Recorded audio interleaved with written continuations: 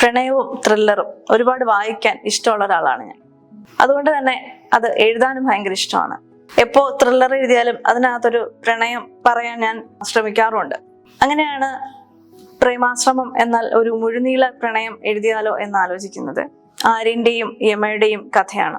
നമ്മൾ പ്രണയത്തെക്കുറിച്ച് സംസാരിക്കുമ്പോൾ എപ്പോഴും മാംസനിബദ്ധമല്ല രാഗം എന്ന് പറയും. പക്ഷെ അതൊരു വലിയ മണ്ടത്തരമല്ലേ? അങ്ങനെയുള്ള ഒരു തോന്നലിൽ നിന്നാണ് ആര്യനും യമയും അവരുടെ പ്രണയവും ഉണ്ടാവുന്നത്. 40 വയസ്സായ സ്ത്രീകൾക്കും പുരുഷന്മാർക്കും എന്താണ് ഇത്ര പ്രത്യേകത? നമ്മൾ ഒരുപാട് ആലോചിക്കാറുണ്ട്. അവർക്ക് വേണ്ടി പ്രണയ കവിതകളും അവർക്ക് വേണ്ടി പലതരത്തിലുള്ള ലേഖനങ്ങളും നമ്മൾ വായിക്കാറുണ്ട്. പക്ഷെ ഇതിന് അപ്പുറം എന്താണ് അവരുടെ ഉള്ളിൽ അല്ലെങ്കിൽ അവരുടെ ജീവിതത്തിൽ യഥാർത്ഥത്തിൽ നടക്കുന്നത് എന്തായിരിക്കും എന്നൊക്കെയുള്ള ഒരു അന്വേഷണമാണ് സത്യത്തിൽ പ്രേമാശ്രമം. ഒരുപക്ഷെ മനസ്സും ആത്മാവും ശരീരവും എല്ലാം ഒരുപോലെ യോജിച്ചു നിൽക്കുന്ന ഒരു പ്രണയം, അതാണ് പ്രേമാശ്രമം.